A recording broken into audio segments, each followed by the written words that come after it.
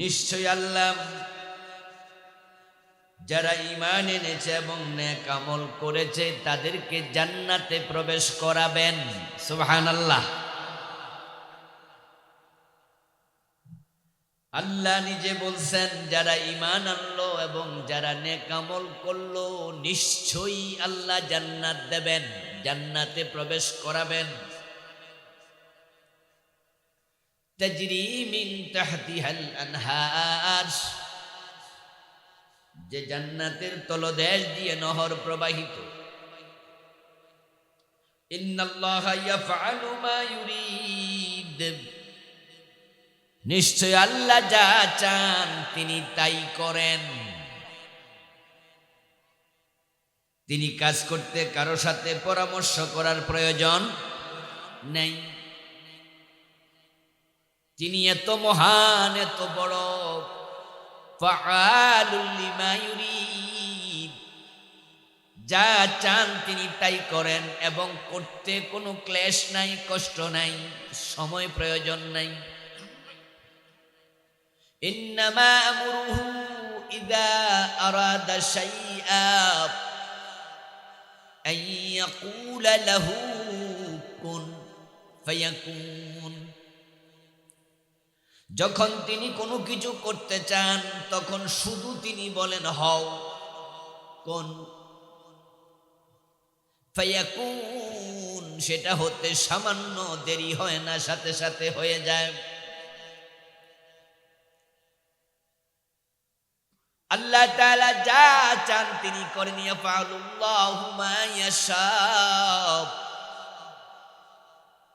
তিনি একচ্ছত্র ক্ষমতার মালিক। ইন্নাহু আলা কুল্লি শাইইন কাদির, এমন ক্ষমতা তার ক্ষমতার বলয় থেকে পৃথিবীর কেউ মুক্ত নয়। এবং তার একচ্ছত্র ক্ষমতা এত বেশি, এই আকাশ এবং জমিন যেদিন তিনি প্রলয় করবেন, ভাঙবেন, কিয়ামত হবে, সেটা ভাঙতে চোখের পলকের সময়ও লাগবে না। ওয়া মা আমরুস সাআতি ইল্লা কালামহিল বাসারি আও হুয়া আকরাব, এই মহাকাশ, এই বিস্তীর্ণ জমিন, এই সব কিছু ভাঙতে আল্লাহ বলে চোখের পলক পড়তে যা সময় লাগে এর চেয়ে কম সময়ে তিনি ভেঙে দেবেন। তার এত ক্ষমতা। বিশাল সাগরের জলরাশি এবং ঢেউয়ের মাঝখানে ছোট্ট একটা দ্বীপ, এত ছোট দ্বীপ, মাত্র 3-5টা গাছ, এত ছোট দ্বীপ ভারত মহাসাগরের পেটের ভিতরে আল্লাহ শত শত হাজার হাজার বছর রেখে দিয়েছেন। সমুদ্রের এত তুফান, এত ঝড়, এত ঘূর্ণিঝড়, এত ঢেউ, ওই দ্বীপ ভাঙার ক্ষমতা ঢেউয়ের নাই।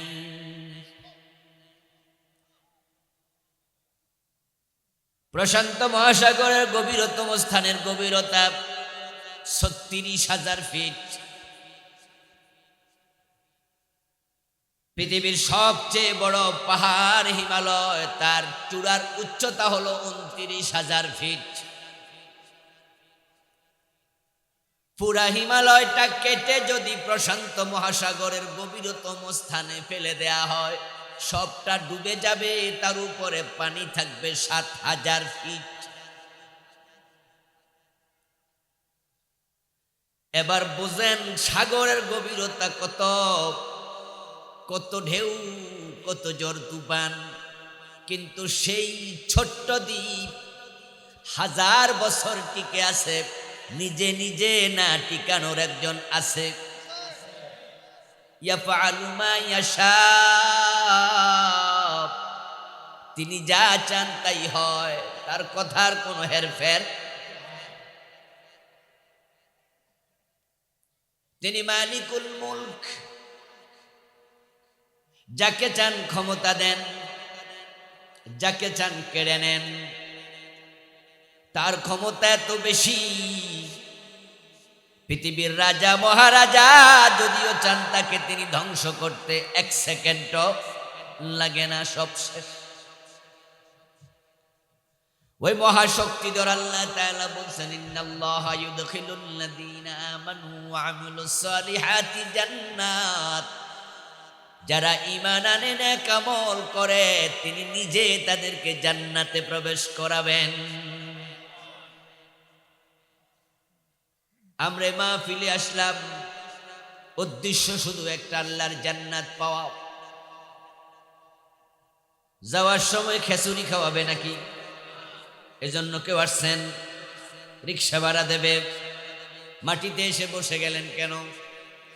এখানে এমএ পাস, বিএ পাস, দাওরা পাস, টাইটেল পাস, এমন আলেম ওলামা শিক্ষিত আছে না? এলাকার মেম্বার, এলাকার সম্মানী মানুষ, চেয়ারম্যানই দাঁড়ায় না, বরং মনে করে যে এটা আমার জন্য মানায় না। আমি একটা ইউনিভার্সিটির, একটা কলেজের প্রফেসর, হাই স্কুলের হেডমাস্টার, তাই আমার পজিশন আরো উপরে, অথচ মাঠের মাঝে বসে যায়, মাটির মাঝে মাহফিলে আত্মসম্মানে লাগে না। আল্লাহর জান্নাত পাওয়ার জন্য পাগল পাড়া নিজের ইজ্জতের দিকেও তাকায় না। খতিব সাহেব, ইমাম সাহেব বসে গেছে। আমার প্রিয় ভাই, আল্লাহর জান্নাত পাওয়ার জন্য আমরা সবাই তো পাগল। শীতের মাঝেও ফজরের নামাজ আমরা কাজা করি না, কারণ নামাজ পড়লে তো জান্নাতের চাবি পাওয়া যাবে। চৈত্র মাসের দুপুরে রিক্সা চালাইয়া রোজা ভাঙে না, এমন পাগলও আছে না নাই? আল্লাহর জান্নাতের পাগল, বুকে পিপাসা চোঁচো করে কিন্তু রোজা ভাঙে না। কষ্টার্জিত টাকা খরচ করে মক্কায় চলে যায়, 5 লাখ টাকা 7 লাখ খরচ হজ করতে গেল, আল্লাহর জান্নাত পাওয়া যাবে। আবু বকর, ওমর, ওসমান, আলী, সাহাবায়ে কেরাম রাদিয়াল্লাহু তাআলা আনহুম বাড়ি ঘর বউ বাচ্চা সব মক্কায় রেখে হিজরত করে মদিনায় চলে গেল। খালি হাতে সাথে কাপড় চোপড় নিতে পারে নাই। উদ্দেশ্য হিজরত করলে জান্নাত পাওয়া যায়। মুতার যুদ্ধে যাওয়ার আগে প্রিয় নবীজি সাল্লাল্লাহু আলাইহি ওয়াসাল্লাম 3 জনের নাম ঘোষণা করলেন সেনাপতি হিসাবে। ইতিপূর্বে অসংখ্য যুদ্ধ হয়েছে, এভাবে সেনাপতি একাধিক কোন যুদ্ধে রাসূল পাঠান নাই, কিন্তু আজকে পাঠাচ্ছেন 3 জন। যদি যায়েদ শহীদ হয় তাহলে জাফরকে সেনাপতি বানায়ো। যদি জাফর শহীদ হয় আব্দুল্লাহ ইবনে রাওয়াহাকে সেনাপতি বানায়ো। যদি আব্দুল্লাহ শহীদ হয় তাহলে তোমরা পরামর্শ করে অন্য একজনকে সেনাপতি বানাইয়া যুদ্ধ চালাইয়া নিও। 3 জনের নাম বললেন, 4th জনের ইঙ্গিত করলেন। সাহাবারা বদর দেখেছে, উহুদ দেখেছে, খন্দক দেখেছে, আরো কত যুদ্ধ দেখেছে। কোন যুদ্ধে একাধিক সেনাপতি ছিল না। আজকে 4 জন, 3 জনের নাম, 1 জন ইঙ্গিত। এই ঘোষণার পর সব সাহাবী বুঝে ফেলেছে 3 জনের 1 জনও ফিরবে না। কিন্তু তারা কেউ রাসূলুল্লাহর কাছে গিয়ে ছুটি চান নাই। বলেন নাই আজকে হযরত জাফর, ইয়া রাসূলুল্লাহ আমার একটু ছুটি দেন, হাঁটুতে ব্যথা। যায়েদ বলেন না, ইয়া রাসূলুল্লাহ ছুটি দেন, শরীরটা খারাপ। বরং তারা 3 জন যুদ্ধে যাওয়ার জন্য প্রস্তুত।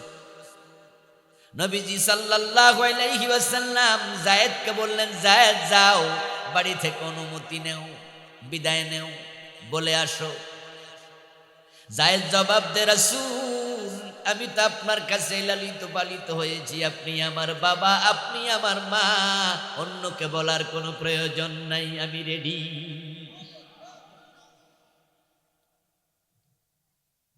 আব্দুল্লাহ ইবনে রাওয়াহা নতুন বিবাহিত ছিলেন। ঘরের বাহির থেকে নিজের স্ত্রী থেকে অনুমতি নিয়ে যুদ্ধের মাঠে চলে গেছেন। আমার বন্ধু সাহাবারা যুদ্ধের মাঠে যাবে, শহীদ হবে, জানার পরেও ছুটি চায় নাই, কারণ তারা জানে শাহাদাতের মাধ্যমে ডাইরেক্ট জান্নাত পাওয়া যায়। জান্নাতের জন্য হাসতে হাসতে চলে গেছে যুদ্ধের মাঠ। কোন একদিন রাসূলুল্লাহ সাল্লাল্লাহু আলাইহি ওয়াসাল্লাম যুদ্ধের ফাঁকে, যুদ্ধের ময়দানে সাহাবায়ে কেরামকে যুদ্ধের জন্য উৎসাহ করছিলেন, দিচ্ছিলেন, তাহরিক দিচ্ছেন, তারগিব করছিলেন। একজন সাহাবী দাঁড়ায় দাঁড়ায় খেজুর খাচ্ছিলেন। জিজ্ঞাসা করলেন, ইয়া রাসূলুল্লাহ, এই যুদ্ধে শহীদ যদি হয়ে যায় পুরস্কার কি? নবীজি জবাব দেন, শহীদ যদি হতে পারো পুরস্কার সরাসরি আল্লাহর জান্নাত। হাতের খেজুরগুলো আর খেলেন না, খেজুরগুলো ফেলে দিলেন, রেখে দিলেন, আরেকজনকে দিয়ে দিলেন, আর বললেন, যদি ডাইরেক্ট জান্নাত পাওয়া যায় শহীদ হলে, খেজুর খেয়ে আর সময় নষ্ট করতে চাই না। যে জান্নাতের জন্য জীবন দেয়া, কষ্ট করা, আজকের মাহফিলে মাটির মাঝে এসে বসে যাওয়া, ওই জান্নাত আল্লাহ নিজে দেবেন। ইন্নাল্লাহ, এইভাবে বললেন। ইন্না মানে কি? একবারে শব্দ বড় শক্ত, দৃঢ়। ইন্নাল্লাহ ইউদখিলু, নিশ্চয় আল্লাহ প্রবেশ করাবেন। অর্থাৎ দুইটা গুণ যদি মানুষ অর্জন করে, জান্নাত দেওয়ার দায়িত্ব আল্লাহ নিজ হাতে নিয়েছেন। আসলে জান্নাত কিন্তু যাওয়ার জায়গা না, জান্নাত চাইলে যাওয়া যায় না। জান্নাত হলো দেয়ার জিনিস, যদি আল্লাহ দেয়। আমরা চাইলেও পাবো না, যেতে পারবো না। প্রিয় নবীজি সাহাবায়ে কেরামকে একদিন বললেন, সহিহ বুখারীতে এসেছে, তোমরা আমল করো, তবে তোমাদের কারো আমল তার জান্নাতের জন্য যথেষ্ট নয়। লা ইউদখিলু আহাদাকুমুল জান্নাহ আমালুহু। কিলা ওয়ালা আনতা ইয়া রাসূলুল্লাহ? ক্বালা লা ইল্লা আন ইয়াতাগাম্মাদানি আল্লাহু বিরহমাতিহি। আও কামা ক্বালা an-নাবিয়্যু আলাইহিস সালাতু ওয়াস সালাম। রাসূল বলছে, আমল করো, তবে তোমাদের কারো আমল তার জান্নাতের জন্য যথেষ্ট হবে না, তাকে জান্নাতে ঢুকাবে না।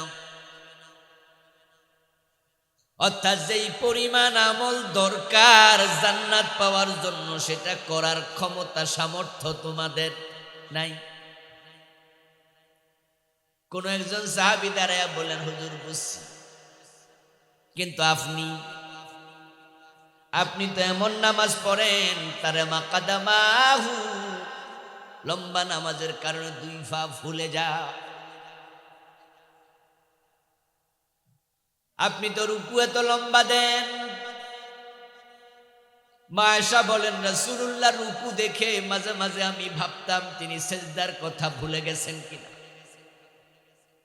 সেজদা যাওয়ার পরে এত লম্বা সেজদা, আমি মাঝে মাঝে ভাবতাম তিনি সেজদায় মরে গেলেন কিনা। পায়ের মাঝে আমি সিমটে দিতাম। নবীজি সাল্লাল্লাহু আলাইহি ওয়াসাল্লাম পা নাড়া দিলে বুঝতাম যে তিনি জীবিতই, মরেন নাই, সেজদায় আছেন। হুজুর আপনার নামাজ লম্বা, রোজা আছে, এমন রোজা রাসূল রাখতেন যে রোজার মাঝখানে কোনো সেহরি ইফতার ছিল না। 2 দিন 3 দিন 4 দিন 5 দিন লাগাতার লম্বা রোজা, যে রোজার নাম সাওমে বিসাল। এই রোজা উম্মতের জন্য জায়েজ নাই। প্রিয় নবীজি রোজা রাখতেন 2 দিন 3 দিন 4 দিন, সেহরি ইফতার কিচ্ছু খেতেন না, লাগাতার 3 দিন 4 দিন চলে যেত।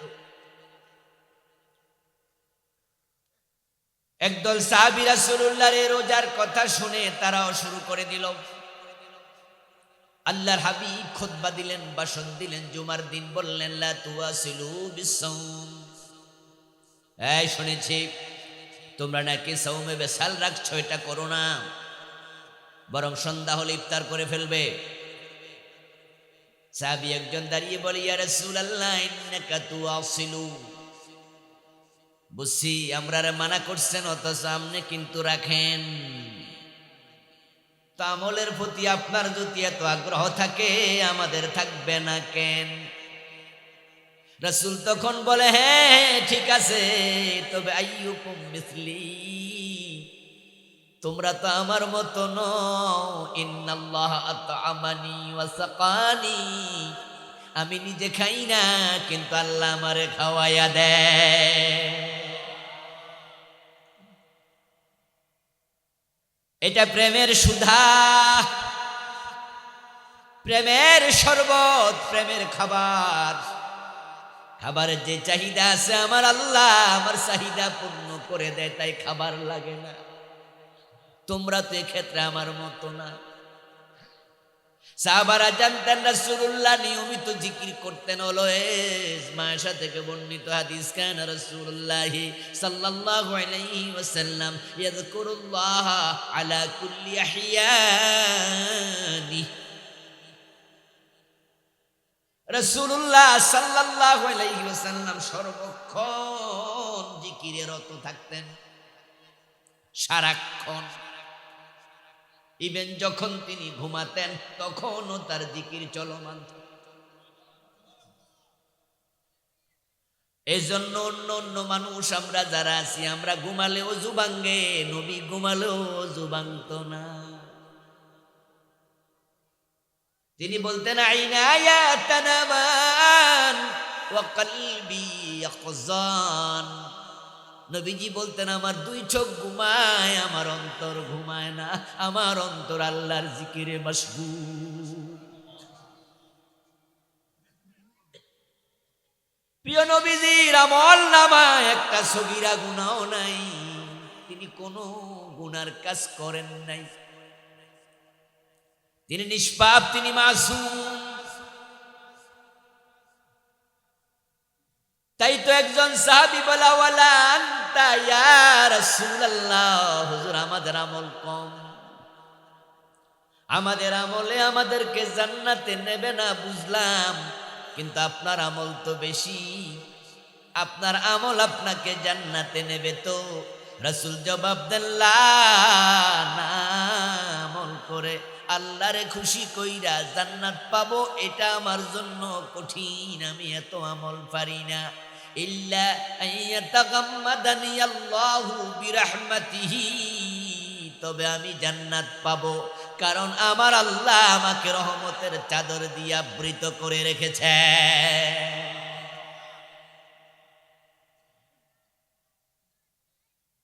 তাহলে জান্নাত কি পাওয়ার জিনিস না দেয়ার জিনিস? পাওয়ার জিনিস হইলে হিন্দুরাও পাইতো,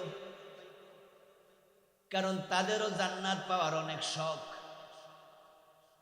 হিন্দুদের দোকানে গেলে বাজারে দেখবেন মরা বাবার ছবি দোকানের ওয়ালে ঢুকাইছে, দোকানের ওয়ালে ঝুলাইয়া লিখছে স্বর্গীয় সত্যেন্দ্র নারায়ণ দাস, স্বর্গীয় শ্যামল দত্ত বাবু, স্বর্গীয় দুলাল চন্দ্র ভৌমিক। দেখছেন এরকম চোখে পড়ছেনি আপনাদের? স্বর্গীয় মানে কি স্বর্গে যাইব না গেছে? শখ দেখছেন? আমরা জামু আর হেরা। স্বর্গ আর জান্নাত দুই জিনিস না এক জিনিস? যারা বলেন তো বলেন দেখি, স্বর্গ আর বেহেশত দুইটা না একটা? তাহলে স্বর্গীয় মানে তো জান্নাতি এক জিনিস, বেহেশতি। আবু বকর জান্নাতে, হযরত ওমর বেহেশতে, দুইজন দুই দেশে। চোখ আর নয়ন কয় জিনিস? বায়ু আর মলয় বাতাস কয় জিনিস? কেউ বলে বউ, কেউ বলে বধূ, ঠিক নেই? কেউ বলে লাউ, কেউ বলে কদু, হয় না? কেউ বলে আনন্দ, কেউ বলে ফুর্তি। জিনিস কয়টা? তারা বলে ভাস্কর্য, আমরা বলেছি সেটাই ছিল মূর্তি। বলে যান নাই তো? বাংলাদেশটাকে তারা মূর্তির দেশ বানাই ফেলছে। রাস্তার মোড়ে মোড়ে তারা মূর্তি বসাইতে শুরু করছে। এই দেশে ডিমের দাম হয়ে গেছে 15 টাকা, 14 টাকা, মানুষ কিনে খাইতে পারে না পেঁয়াজ, এমন দাম ছিল। এখন কিছুটা কমেছে। এক সময় তো এমন দাম ছিল যে কুটার সময় বউ কাঁদে, বাজারে যায় কিনার সময় জামাই কাঁদে। আর তারা দেশের টাকা খরচ করে মূর্তি বানানো শুরু করছে। রাস্তার মোড়ে মোড়ে তাদের বাবার মূর্তি বানানো শুরু করছে। তোমাদের বাবার মূর্তি বানানোর তোমাদের শখ হলে নিজের পকেটের টাকা খরচ করতে, জাতির টাকা খরচ করেছ, জবাব দিতে হবে। দেশের হাজার হাজার কোটি টাকা মূর্তি বানিয়ে শেষ করছে। যেখানে মূর্তি থাকে সেখানে রহমতের ফেরেশতা প্রবেশ করে না। শাহজালালের বাংলাকে তারা রহমত শূন্য করতে চেয়েছে। তারা শুধু মূর্তি বানায় নাই, তারা মাদ্রাসার শিক্ষার বই, দাখিল পর্যায়ের সিলেবাসে বইয়ের মাঝে পর্যন্ত মূর্তির ছবি ঢুকাইছে। মাদ্রাসার বইতে মন্দিরের ছবি ঢুকাইছে। মাদ্রাসার বইয়ের কভারের মাঝে হাফ প্যান্টওয়ালা মাইয়ার ছবি ঢুকাইছে। দোতারা হারমিয়ানের ছবি ঢুকাইছে। ডোল তবলার ছবি দিচ্ছে। এই দেশের ইসলামকে তারা নির্বাসিত করতে চেয়েছে। আমরা আলেমরা বলছি মূর্তি বানাইয়েন না, মূর্তি বানানো ভালো না। তারা বলছে না না, আমরা মূর্তি বানাই না, আমরা ভাস্কর্য বানাই। কানারে হাইকোর্ট দেখা, এই চাচা সুদ খান কেন? না না, ইন্টারেস্ট। কিছু লোক আছে না এমন, নাম পাল্টাইয়া খায়, নাম পাল্টায়।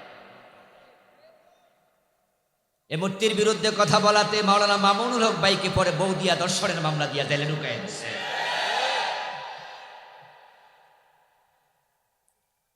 বাড়াবাড়ি ভালো না। শাহজালালের বাংলায় আল্লাহ মূর্তি সহ্য করে না। এজন্য আমরা দেখেছি অবস্থা এমন হয়েছে, মূর্তির গলায় রশি লাগাইয়া মাটিতে ফেলা হয়েছে। ওই ভাস্কর্যের মাথায় উঠে মানুষ প্রস্রাব করে দিয়েছে। এই মরা মানুষটারে এত বেজ্জতি কেন করলাম? কারণ তার এই মূর্তি না বানাইলে তো আর পাবলিক মাথায় প্রস্রাব করতো না, ঠিক কিনা? মরা মানুষটারে বেজ্জতি তোমরা করছো, তোমাদের বাড়াবাড়ি করা লাগে। কারণ তিনি সম্মানিত মানুষ। এদেশের স্বাধীনতার পিছনে বঙ্গবন্ধুর ভূমিকা আছে না নাই? আমরা কি অস্বীকার করেছি কোনোদিন? তার প্রতি অন্তরের শ্রদ্ধা তো আমাদেরও আছে। কিন্তু ওনার মাথায় উঠে মানুষ প্রস্রাব করবে, এটা তো আমরা চাইনি। তার গলায় রশি লাগিয়ে মাটিতে ফেলবে, এটা তো আমরা চাইনি। আমরা আলেমরাই বলেছি মূর্তি বানাইও না। আরে শ্রদ্ধা মনের ব্যাপার, মূর্তি বানায় শ্রদ্ধা পাওয়া যায় না।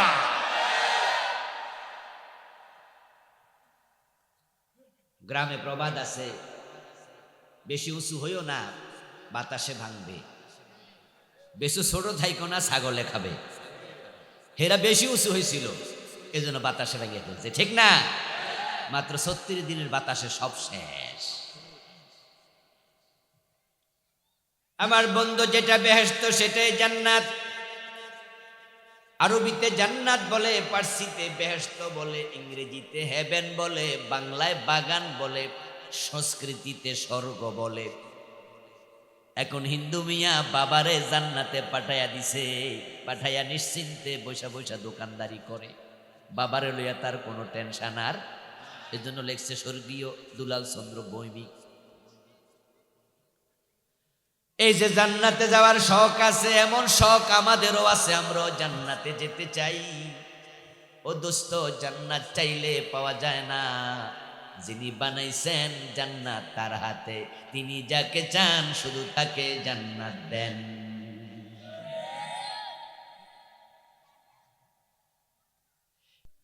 নিশ্চয় আল্লাহ যারা ঈমান এনেছে এবং নেক আমল করেছে তাদেরকে জান্নাতে প্রবেশ করাবেন। সুবহানাল্লাহ।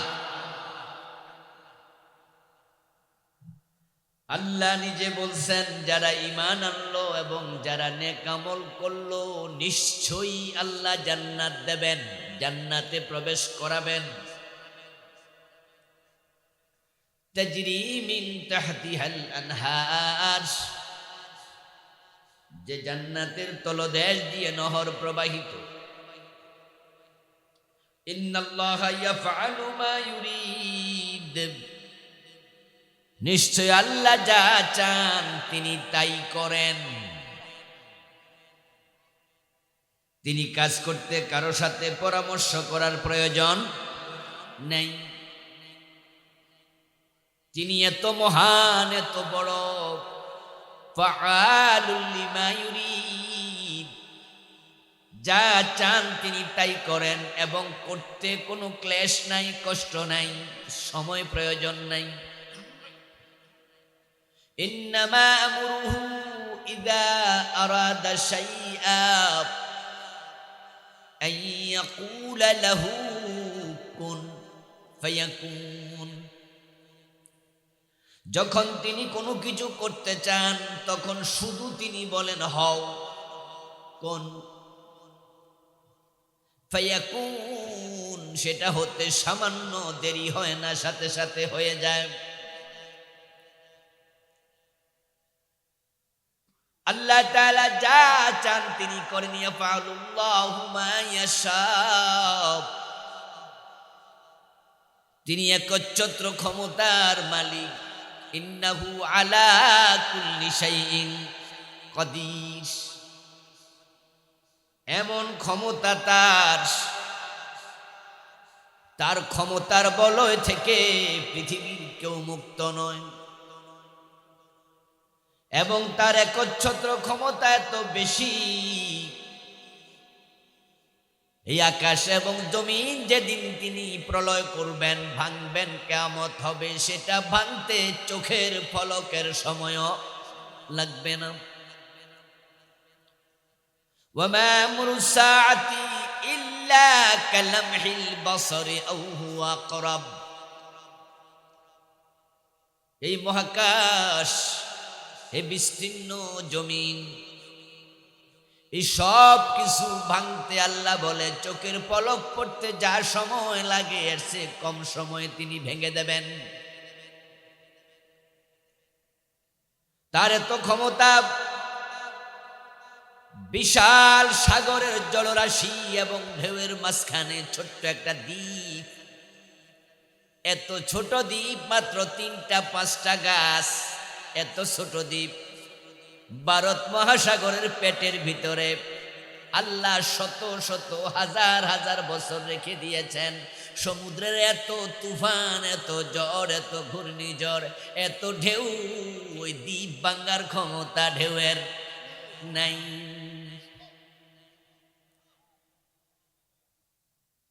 প্রশান্ত মহাসাগরের গভীরতম স্থানের গভীরতা 36,000 ফিট। পৃথিবীর সবচেয়ে বড় পাহাড় হিমালয়, তার চূড়ার উচ্চতা হলো 29,000 ফিট। পুরা হিমালয়টা কেটে যদি প্রশান্ত মহাসাগরের গভীরতম স্থানে ফেলে দেয়া হয়, সবটা ডুবে যাবে, তার উপরে পানি থাকবে 7,000 ফিট। এবার বুঝেন সাগরের গভীরতা কত, কত ঢেউ, কত ঝড় তুফান। কিন্তু সেই ছোট্ট দ্বীপ 1000 বছর টিকে আছে। নিজে নিজে না টিকানোর একজন আছে। ইয়াফআলু মা ইয়াশা, তিনি যা চান তাই হয়, তার কথার কোনো হেরফের। তিনি মালিকুল মুলক, যাকে চান ক্ষমতা দেন, যাকে চান কেড়ে নেন। তার ক্ষমতা এত বেশি, পৃথিবীর রাজা মহারাজা যদিও চান তাকে তিনি ধ্বংস করতে 1 সেকেন্ডও লাগে না, সব শেষ। ওই মহাশক্তিধর আল্লাহ তাআলা বলছেন, ইন্নাল্লাহা ইউদখিলুল্লাযীনা আমানু ওয়া আমিলুস সালিহাতি জান্নাত, যারা ঈমান আনে, নেক আমল করে, তিনি নিজে তাদেরকে জান্নাতে প্রবেশ করাবেন। আমরা মাহফিলে আসলাম, উদ্দেশ্য শুধু একটা, আল্লাহর জান্নাত পাওয়া। যাওয়ার সময় খেচুড়ি খাওয়াবে নাকি? এজন্য কেউ আসছেন, রিক্সা ভাড়া দেবে, মাটিতে এসে বসে গেলেন কেন? এখানে এমএ পাস, বিএ পাস, দাওরা পাস, টাইটেল পাস এমন আলেম ওলামা শিক্ষিত আছে না? এলাকার মেম্বার, এলাকার সম্মানী মানুষ, চেয়ারম্যানই দাঁড়ায় না, বরং মনে করে যে এটা আমার জন্য মানায় না। আমি একটা ইউনিভার্সিটির, একটা কলেজের প্রফেসর, হাই স্কুলের হেডমাস্টার, তাই আমার পজিশন আরো উপরে, অথচ মাঠের মাঝে বসে যায়, মাটির মাঝে মাহফিলে আত্মসম্মানে লাগে না। আল্লাহর জান্নাত পাওয়ার জন্য পাগল পাড়া নিজের ইজ্জতের দিকেও তাকায় না। খতিব সাহেব, ইমাম সাহেব বসে গেছে। আমার প্রিয় ভাই, আল্লাহর জান্নাত পাওয়ার জন্য আমরা সবাই তো পাগল। শীতের মাঝেও ফজরের নামাজ আমরা কাজা করি না, কারণ নামাজ পড়লে তো জান্নাতের চাবি পাওয়া যাবে। চৈত্র মাসের দুপুরে রিক্সা চালাইয়া রোজা ভাঙে না, এমন পাগলও আছে না নাই? আল্লাহর জান্নাতের পাগল, বুকে পিপাসা চোঁচো করে কিন্তু রোজা ভাঙে না। কষ্টার্জিত টাকা খরচ করে মক্কায় চলে যায়, 5 লাখ টাকা 7 লাখ খরচ হজ করতে গেল, আল্লাহর জান্নাত পাওয়া যাবে। আবু বকর, ওমর, ওসমান, আলী, সাহাবায়ে কেরাম রাদিয়াল্লাহু তাআলা আনহুম বাড়ি ঘর বউ বাচ্চা সব মক্কায় রেখে হিজরত করে মদিনায় চলে গেল। খালি হাতে সাথে কাপড় চোপড় নিতে পারে নাই। উদ্দেশ্য হিজরত করলে জান্নাত পাওয়া যায়। মুতার যুদ্ধে যাওয়ার আগে প্রিয় নবীজি সাল্লাল্লাহু আলাইহি ওয়াসাল্লাম 3 জনের নাম ঘোষণা করলেন সেনাপতি হিসাবে। ইতিপূর্বে অসংখ্য যুদ্ধ হয়েছে, এভাবে সেনাপতি একাধিক কোন যুদ্ধে রাসূল পাঠান নাই, কিন্তু আজকে পাঠাচ্ছেন 3 জন। যদি যায়েদ শহীদ হয় তাহলে জাফরকে সেনাপতি বানায়ো। যদি জাফর শহীদ হয় আব্দুল্লাহ ইবনে রাওয়াহাকে সেনাপতি বানায়ো। যদি আব্দুল্লাহ শহীদ হয় তাহলে তোমরা পরামর্শ করে অন্য একজনকে সেনাপতি বানাইয়া যুদ্ধ চালাইয়া নিও। 3 জনের নাম বললেন, 4র্থ জনের ইঙ্গিত করলেন। সাহাবারা বদর দেখেছে, উহুদ দেখেছে, খন্দক দেখেছে, আরো কত যুদ্ধ দেখেছে, কোন যুদ্ধে একাধিক সেনাপতি ছিল না। আজকে 4 জন, 3 জনের নাম, 1 জন ইঙ্গিত। এই ঘোষণার পর সব সাহাবী বুঝে ফেলেছে 3 জনের 1 জনও ফিরবে না। কিন্তু তারা কেউ রাসূলুল্লাহর কাছে গিয়ে ছুটি চান নাই। বলেন নাই আজকে হযরত জাফর, ইয়া রাসূলুল্লাহ আমার একটু ছুটি দেন, হাঁটুতে ব্যথা। যায়েদ বলেন না, ইয়া রাসূলুল্লাহ ছুটি দেন, শরীরটা খারাপ। বরং তারা 3 জন যুদ্ধে যাওয়ার জন্য প্রস্তুত। নবীজি সাল্লাল্লাহু আলাইহি ওয়াসাল্লাম যায়েদকে বললেন, যায়েদ যাও, বাড়ি থেকে অনুমতি নেও, বিদায় নেও, বলে আসো। যায়েদ জবাব দে, রাসূল আমি তো আপনার কাছে লালিত পালিত হয়েছি, আপনি আমার বাবা, আপনি আমার মা, অন্যকে বলার কোনো প্রয়োজন নাই, আমি রেডি।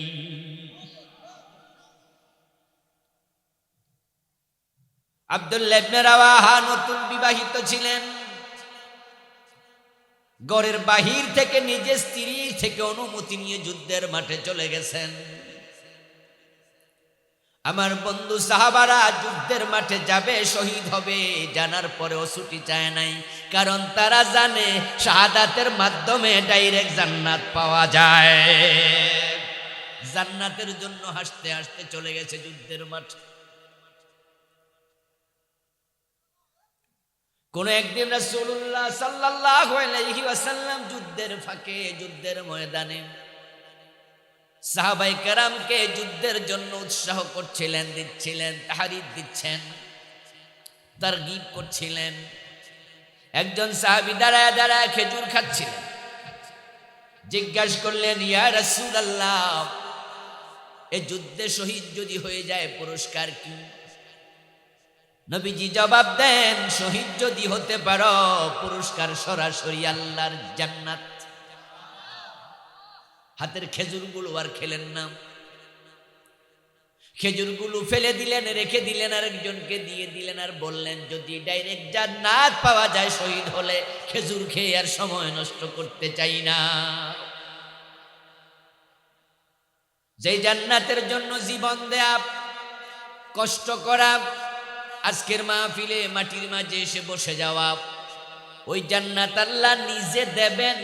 ইন্নাল্লাহ, এইভাবে বললেন। ইন্না মানে কি? একবারে শব্দ বড় শক্ত, দৃঢ়। ইন্নাল্লাহ ইউদখিলু, নিশ্চয় আল্লাহ প্রবেশ করাবেন। অর্থাৎ দুইটা গুণ যদি মানুষ অর্জন করে, জান্নাত দেওয়ার দায়িত্ব আল্লাহ নিজ হাতে নিয়েছেন। আসলে জান্নাত কিন্তু যাওয়ার জায়গা না, জান্নাত চাইলে যাওয়া যায় না। জান্নাত হলো দেয়ার জিনিস, যদি আল্লাহ দেয়। আমরা চাইলেও পাবো না, যেতে পারবো না। প্রিয় নবীজি সাহাবায়ে কেরামকে একদিন বললেন, সহিহ বুখারীতে এসেছে, তোমরা আমল করো, তবে তোমাদের কারো আমল তার জান্নাতের জন্য যথেষ্ট নয়। লা ইউদখিলু আহাদাকুমুল জান্নাহ আমালুহু, কিলা ওয়ালা আনতা ইয়া রাসূলুল্লাহ, ক্বালা লা ইল্লা আন ইয়াতাগাম্মাদানি আল্লাহু বিরহমাতিহি, আও কামা ক্বালা আন-নাবিয়্যু আলাইহিস সালাতু ওয়াস সালাম। রাসূল বলছে, আমল করো, তবে তোমাদের কারো আমল তার জান্নাতের জন্য যথেষ্ট হবে না, তাকে জান্নাতে ঢুকাবে না। অর্থাৎ যেই পরিমাণ আমল দরকার জান্নাত পাওয়ার জন্য, সেটা করার ক্ষমতা সামর্থ্য তোমাদের নাই। কোন একজন সাহাবী দাঁড়ায়া বললেন, হুজুর বুঝছি, কিন্তু আপনি তো এমন নামাজ পড়েন, তারে মাকাদামাহু, লম্বা নামাজের কারণে দুই পা ফুলে যায়। আপনি তো রুকু এত লম্বা দেন। মা আয়েশা বলেন, রাসূলুল্লাহ রুকু দেখে মাঝে মাঝে আমি ভাবতাম তিনি সেজদার কথা ভুলে গেছেন কিনা। সেজদা যাওয়ার পরে এত লম্বা সেজদা, আমি মাঝে মাঝে ভাবতাম তিনি সেজদায় মরে গেলেন কিনা। পায়ের মাঝে আমি সিমটে দিতাম, নবীজি সাল্লাল্লাহু আলাইহি ওয়াসাল্লাম পা নাড়া দিলে বুঝতাম যে তিনি জীবিতই, মরেন নাই, সেজদায় আছেন। হুজুর আপনার নামাজ লম্বা, রোজা আছে, এমন রোজা রাসূল রাখতেন যে রোজার মাঝখানে কোনো সেহরি ইফতার ছিল না। 2 দিন 3 দিন 4 দিন 5 দিন লাগাতার লম্বা রোজা, যে রোজার নাম সাওমে বিসাল। এই রোজা উম্মতের জন্য জায়েজ নাই। প্রিয় নবীজি রোজা রাখতেন 2 দিন 3 দিন 4 দিন, সেহরি ইফতার কিচ্ছু খেতেন না, লাগাতার 3 দিন 4 দিন চলে যেত। একদল সাহাবী রাসূলুল্লাহর এই রোজার কথা শুনে তারাও শুরু করে দিল। আল্লাহর হাবিব খুতবা দিলেন, ভাষণ দিলেন জুমার দিন, বললেন, লা তুওয়াসিলু বিসসাওম, এই শুনেছি তোমরা নাকি সাওমে বিসাল রাখছো, এটা করো না, বরং সন্ধ্যা হলে ইফতার করে ফেলবে। সাহাবী একজন দাঁড়িয়ে বলে, ইয়া রাসূলুল্লাহ ইন্নাকা তুওয়াসিলু, বুঝছি আমরারে মানা করছেন, অথচ আপনি কিন্তু রাখেন। তা আমলের প্রতি আপনার যদি এত আগ্রহ থাকে, আমাদের থাকবে না কেন? রাসূল তখন বলে, হ্যাঁ ঠিক আছে, তবে আইয়ুকুম মিসলি, তোমরা তো আমার মতো নও। ইন্নাল্লাহ আতআমানি ওয়া সাকানি, আমি নিজে খাই না, কিন্তু আল্লাহ আমারে খাওয়াইয়া দেয়। এটা প্রেমের সুধা। প্রেমের শরবত, প্রেমের খাবার, খাবারের যে চাহিদা আছে আমার আল্লাহ আমার চাহিদা পূর্ণ করে দেয়, তাই খাবার লাগে না। তোমরা তো এক্ষেত্রে আমার মতো না।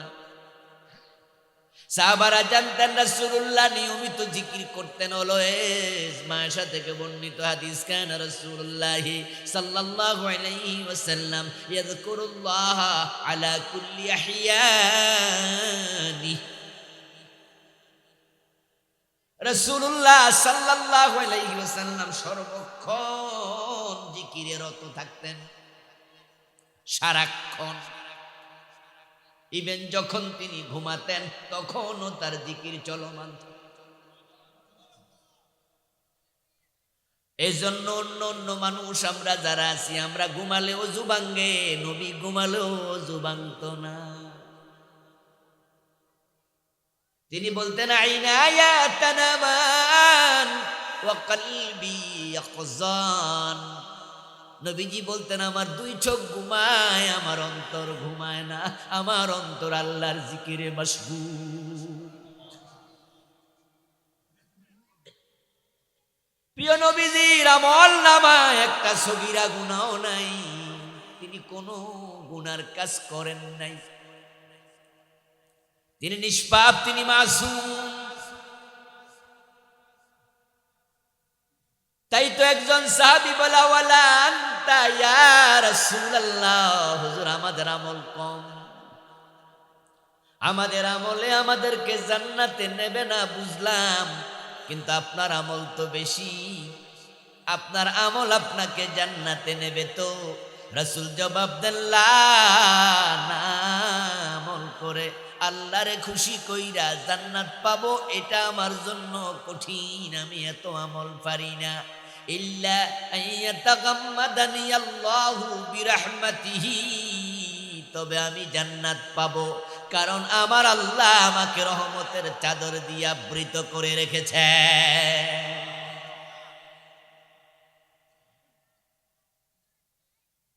তাহলে জান্নাত কি পাওয়ার জিনিস না দেয়ার জিনিস? পাওয়ার জিনিস হইলে হিন্দুরাও পাইতো, কারণ তাদেরও জান্নাত পাওয়ার অনেক শখ। হিন্দুদের দোকানে গেলে বাজারে দেখবেন মরা বাবার ছবি দোকানের ওয়ালে ঢুকাইছে, দোকানের ওয়ালে ঝুলাইয়া লিখছে স্বর্গীয় সত্যেন্দ্রনারায়ণ দাস, স্বর্গীয় শ্যামল দত্ত বাবু, স্বর্গীয় দুলাল চন্দ্র ভৌমিক। দেখছেন এরকম চোখে পড়ছেনি আপনাদের? স্বর্গীয় মানে কি স্বর্গে যাইব না গেছে? শখ দেখছেন? আমরা জামু আর হেরা। স্বর্গ আর জান্নাত দুই জিনিস না এক জিনিস? যারা বলেন তো বলেন দেখি, স্বর্গ আর বেহেশত দুইটা না একটা?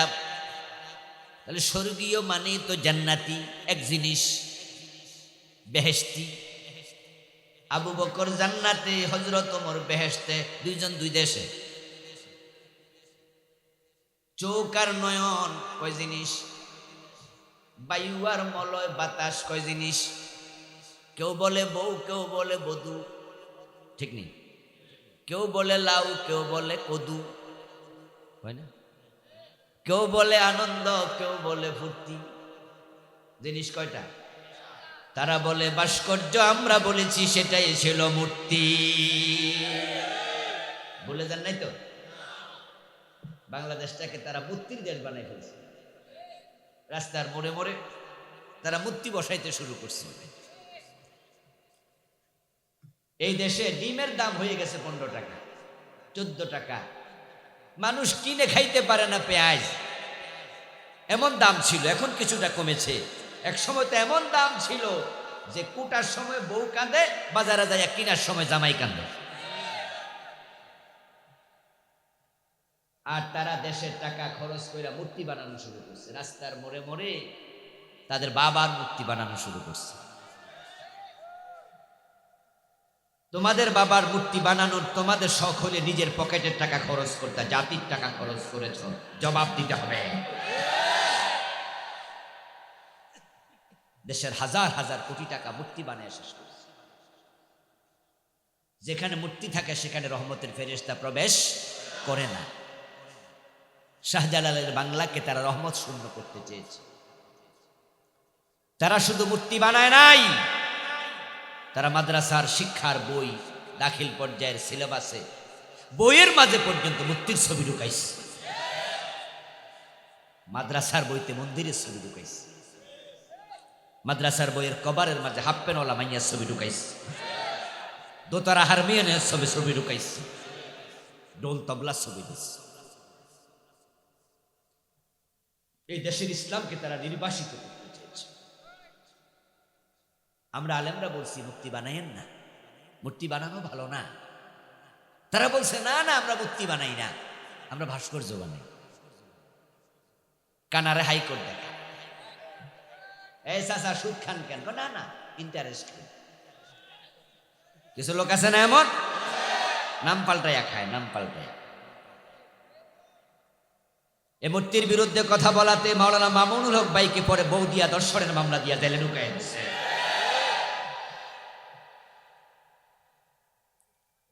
বাড়াবাড়ি ভালো না।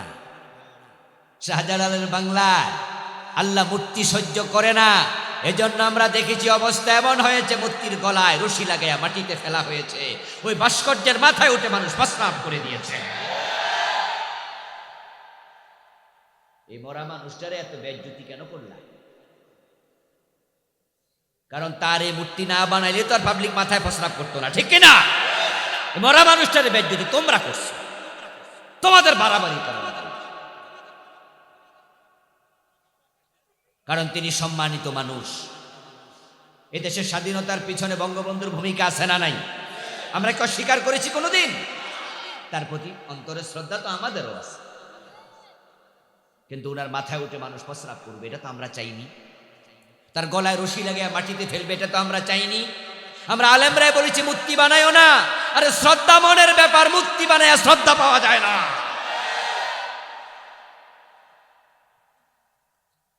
গ্রামে প্রবাদ আছে, বেশি উঁচু হইও না, বাতাসে ভাঙবে।